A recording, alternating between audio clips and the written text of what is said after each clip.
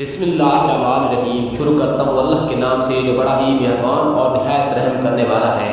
امام علی علیہ السلام کی خدمت میں ایک شخص آیا اور دست ادب کو جوڑ کر عرض کرنے لگا، یا علی علیہ السلام، قبر میں انسان کیا کرتا رہتا ہے؟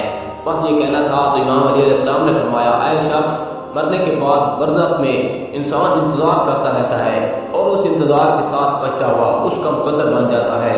اس شخص نے پوچھا، یا علی علیہ السلام، وہ کون سی چیزیں ہیں جس میں انسان اتنا پھنس جاتا ہے؟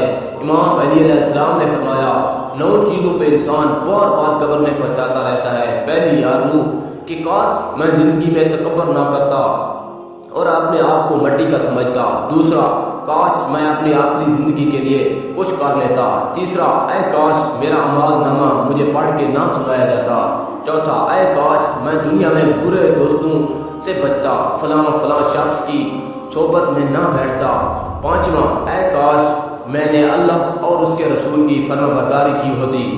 چھٹا، اے کاش رسول اللہ کا راستہ اپناتا۔ ساتواں، اے کاش میں بھی ان کے ساتھ ہوتا جو دنیا میں اچھے اعمال کرتے تھے اور درس اخلاق لوگوں کو دیتے تھے۔ آٹھواں، اے کاش میں نے اپنے رب کی اطاعت کی ہوتی، کسی کو اس کے ساتھ شریک نہ کیا ہوتا۔